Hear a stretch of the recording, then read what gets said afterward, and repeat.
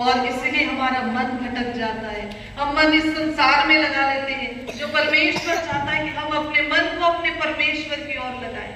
हम अपने जीवन को जांचें कि हमारा मन कहाँ लगा हुआ है। और वो इसीलिए हमें इस योएल की किताब में आह्वान देते हुए वो हमें समझाने का प्रयास करता है कि हम अपने मन को जांचें, हम अपने मन को उस दिशा में लगाएं, उस परमेश्वर की ओर लगाएं। और दाऊद कहता है, हे मेरे मन, तू यहोवा को धन्य कहे,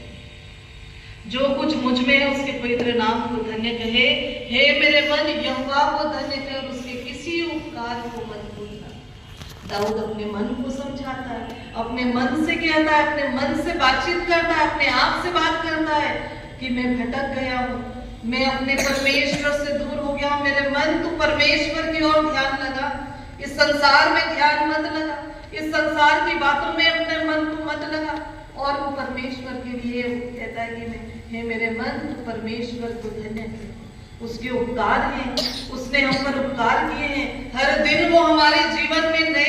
वो हमारे जीवन में एक नए दिन को, नई सुबह को हमें देता है कि हम अपने आप को जांचें कि हमारे अंदर कोई ऐसी बुराइयां तो नहीं है, कहीं ऐसा तो नहीं उसका क्रोध हम पर भड़क जाए, कहीं ऐसा तो नहीं कि वो हमें नाश कर दे, हमें नष्ट कर दे। वो परमेश्वर हमें मौके देता है कि हम नष्ट न हो, हम अपने जीवन में उस परमेश्वर की नजदीकी में बने रहे, परमेश्वर की नजदीकी में रहते हुए अपने आप को जांचे, अपने आप का मूल्यांकन करने वाले हो सके। इसीलिए यहाँ पर वचन हमें सिखाता है कि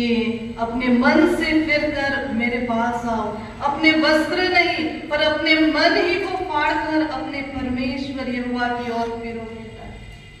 यहाँ पर योएल अपनी किताब में यहाँ पर इस प्रकार से भविष्यवक्ता लिखता है, परमेश्वर के उस वचन को हम तक पहुँचाता है कि हम अपने वस्त्र ने अपने मन को तोड़े, अपने मन को अपने परमेश्वर की नजदीकी में हम रखें, क्योंकि वो परमेश्वर टूटे मन को वो स्वीकार करता है, टूटे मन की प्रार्थना को सुनता है, वो टूटे मन को देखता है, टूटे हुए जीवन को देखता है, उस जीवन को देखता है जो किस प्रकार से अपने आप को परमेश्वर की समीपी में रखकर वो तोड़ देता है,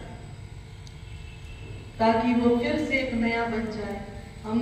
यिर्मयाह में पढ़ते हैं 18 अध्याय में कि एक व्यक्ति है जो